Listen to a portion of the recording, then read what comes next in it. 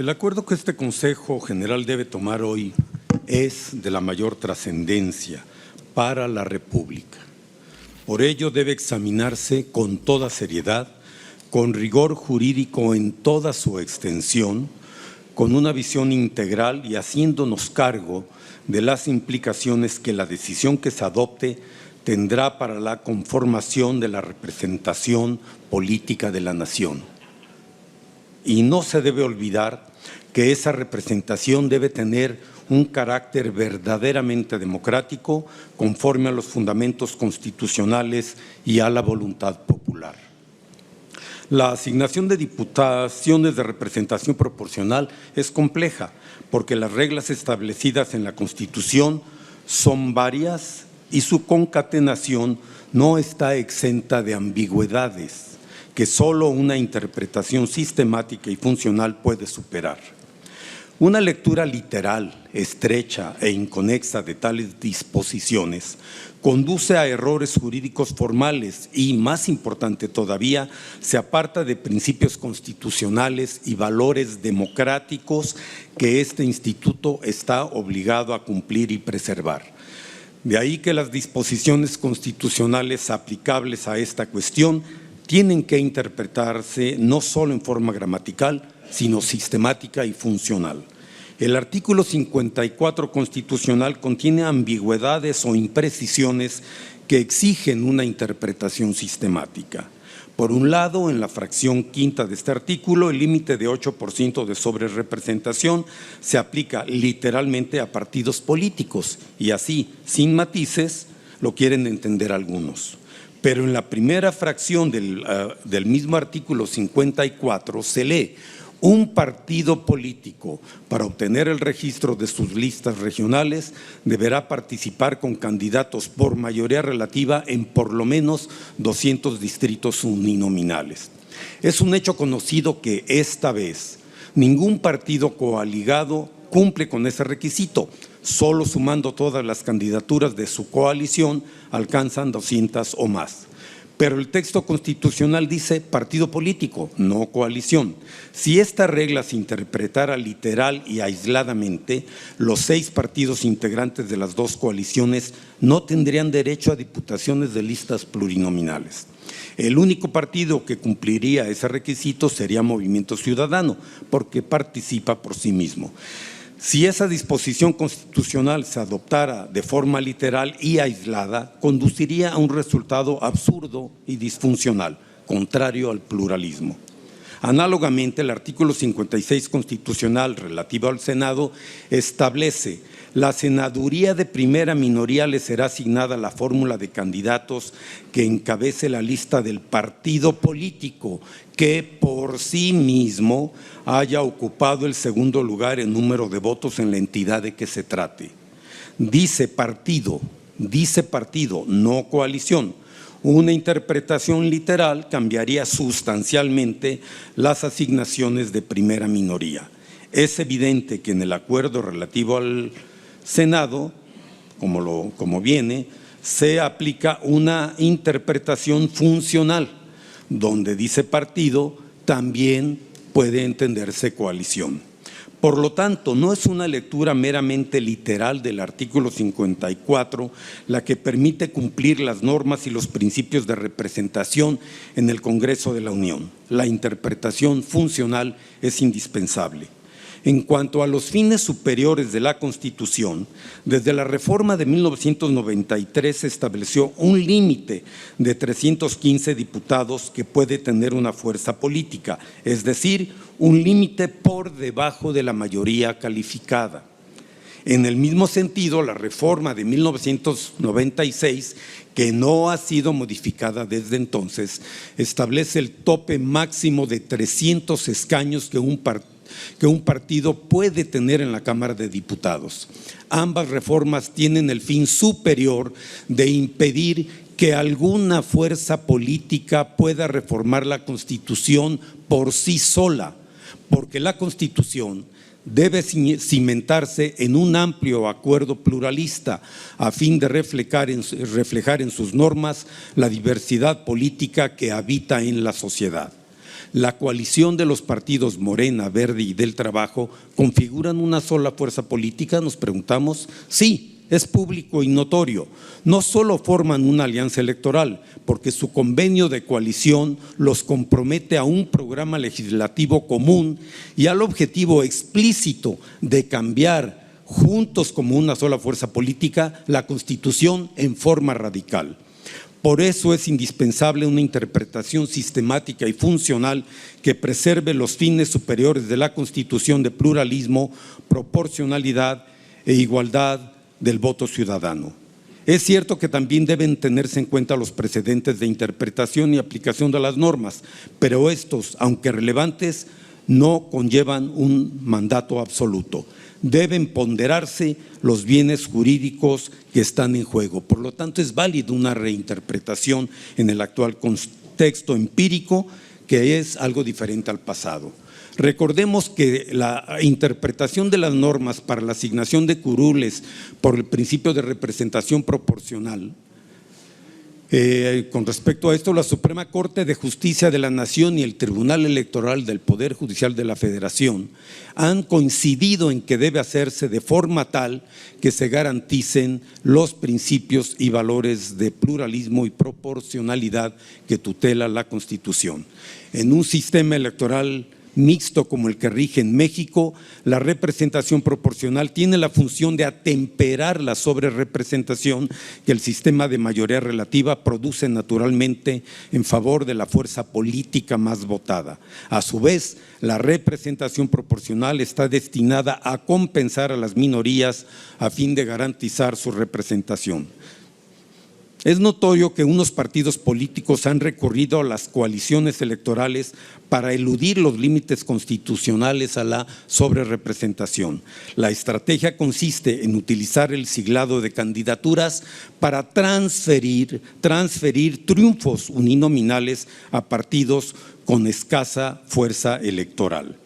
Ante esa realidad, nunca como ahora esa estratagema política había afectado tanto los fines del sistema electoral mixto de moderar la sobrerepresentación y proteger el pluralismo.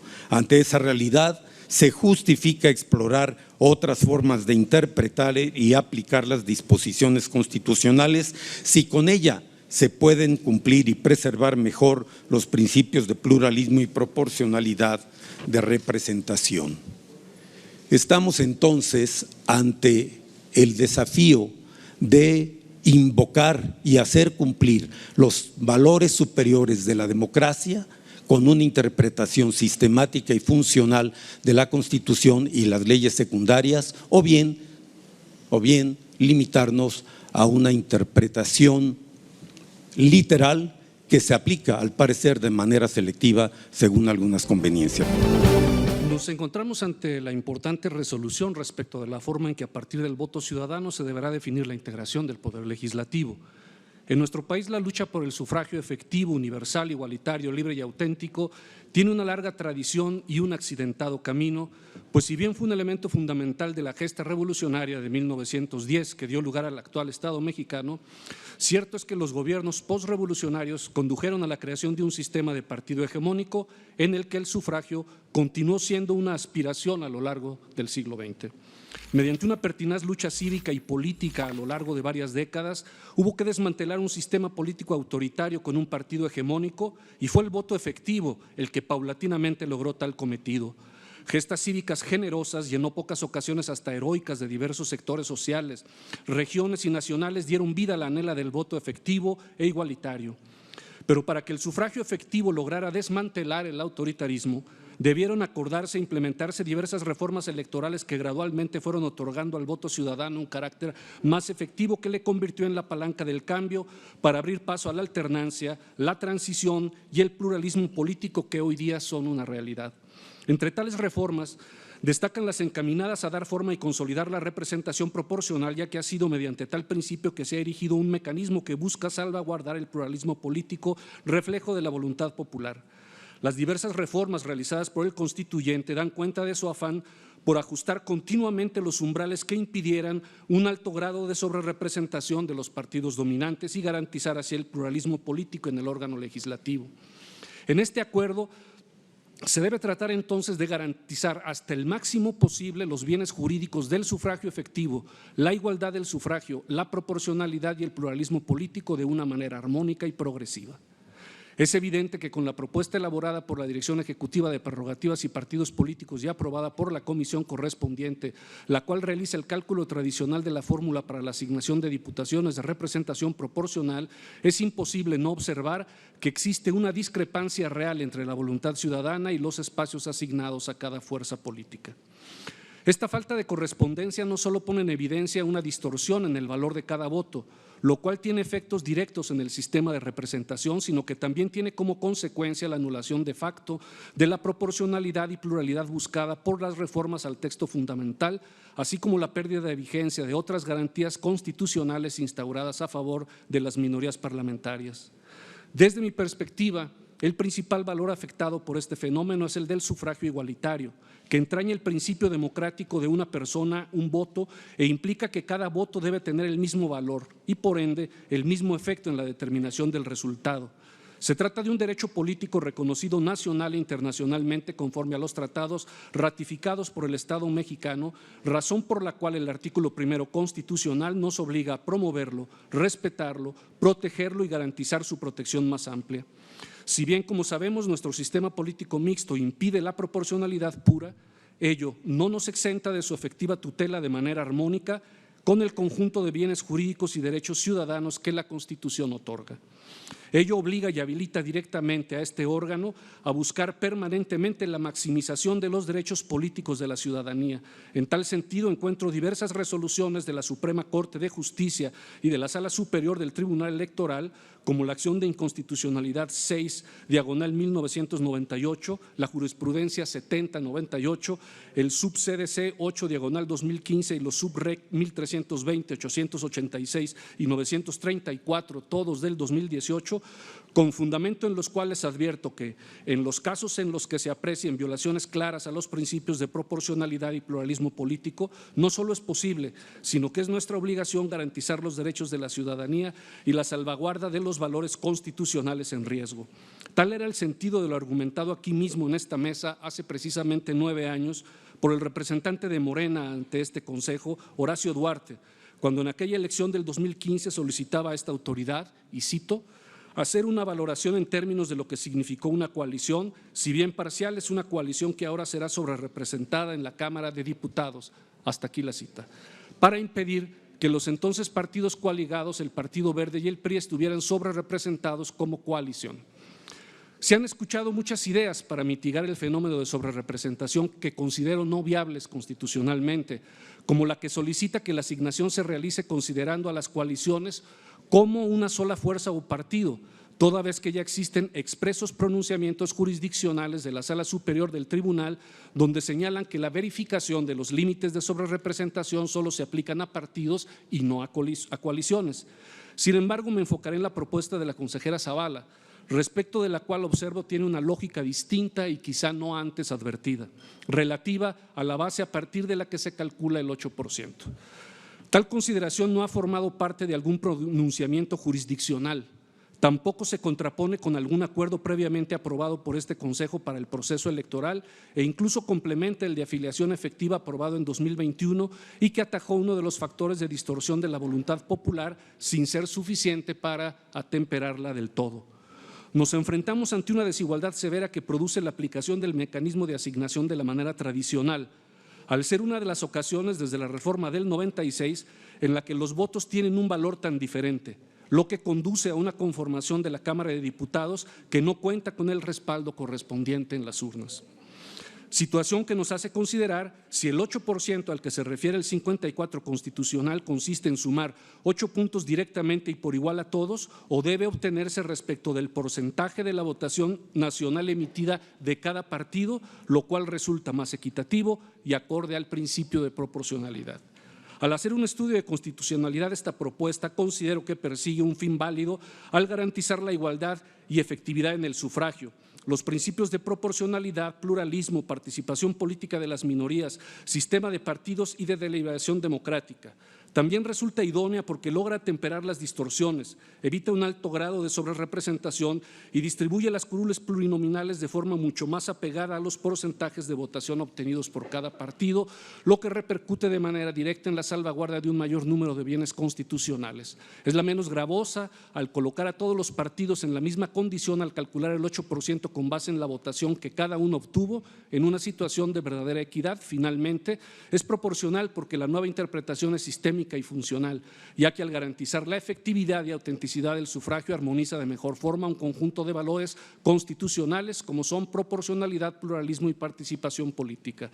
No atender al contexto fáctico y normativo relatado o bien no aceptar la revisión de la aplicación del mecanismo resultaría más dañino que las posibles vulneraciones de los principios de certeza y seguridad jurídica que pueden aducirse, mismos que en mi óptica no se verían gravemente afectados porque no hay acuerdo aprobado que explique expresamente la forma de calcular el 8%, no encuentro un impacto que hubiera tenido el conocimiento previo de este nuevo criterio en el desarrollo de las campañas o estrategias electorales de los contendientes y especialmente porque en ningún momento formó parte de las reglas del juego una desigualdad en el valor del voto de la ciudadanía en que la asignación de diputaciones de RP tuvieran una simetría tan marcada con respecto a la votación depositada en las urnas. Es por este conjunto de argumentos que concluyo que hay una amplia base de motivos y de fundamentos constitucionales y jurisdiccionales que permiten a este instituto considerar la propuesta del criterio planteado por la consejera Zavala para calcular el umbral del 8%, mismo que no solo es razonable, sino constitucionalmente válido a fin de cumplir con nuestro mandato de optimización de los derechos humanos y principios constitucionales en los que descansa la democracia mexicana, razones por las cuales no puedo acompañar el proyecto circulado y me sumaré a la propuesta de mi colega, la consejera Zavala, no sin antes señalar que respeto profundamente los argumentos diversos o incluso hasta en un sentido distinto que mis colegas pueden dar. Aquí en esta mesa hay 2 consejeras y un consejero que están en su tercer proceso electoral. De ellos 3, solo la consejera Dania Rabel tuvo congruencia. La consejera Zavala y el consejero Rivera, en las ocasiones anteriores, 18 y 21, votaron por los acuerdos similar al que hoy se pone a nuestra consideración, donde se aplicaba una fórmula constitucional y legal. Evidente para nosotros que esa incongruencia tiene un motivo político: favorecer el reclamo sin sustento, sin fundamento, de una coalición encabezada por el PAN. Quiero leerles aquí lo que dijo el consejero Rivera en el 2024, cuando se vio el tema de el acuerdo CG 625. Esto se refiere solo a partidos, no a coalición. Cuando las coaliciones se trataban como un solo partido, esto operaba. Cuando las coaliciones ya para efectos de representación proporcional se tratan por separado cada partido. Quiero leer lo que dijo el consejero Faz, que aunque no lleva 3 procesos electorales, sí es su segundo proceso electoral. Y esto dijo el consejero Faz en el 21. El acuerdo que hoy se pone a consideración de este pleno se constriñe a las atribuciones que como autoridad administrativa tiene este instituto de asignación de diputaciones por el principio de representación proporcional, así como lo señalado por la autoridad jurisdiccional respecto de que es atribución de la autoridad administrativa que la asignación de representación proporcional se ajuste a los parámetros constitucionales. Eso dijo usted, consejero Faz. ¿Qué dice ahora? ¿Cambia de opinión para favorecer a una coalición? Eso tiene una responsabilidad. Y yo me pregunto si puede ser así de fácil que consejeras y consejeros no sean congruentes y consecuentes y no observen la Constitución y no pase nada. Qué fácil tener una historia de precedentes, qué fácil tener una historia donde ustedes mismos han votado en otro sentido y hoy se doblen al Partido Acción Nacional bajo argumentos que no resisten el menor análisis jurídico. No hay que ser docto en el derecho, hay solo que leer la Constitución. Y aquí se han expresado varias cosas, incluso por otros consejeros. ¿Puede ser necesaria una reforma? Sí, muy bien. Compañeros del PAN, ganen la mayoría y propongan su reforma. Pero hoy la Constitución está vigente y establece las reglas que se están dando en el acuerdo. ¿Qué va a decir al respecto, consejero Faz? ¿Que se dobló? ¿Por qué cambió de opinión de algo que usted dijo y que le acabo de leer? Eso se llama incongruencia. Y yo me pregunto, y habremos de analizar, si esa actitud no actualiza, volviendo a la Constitución, la hipótesis del artículo 110, juicio político.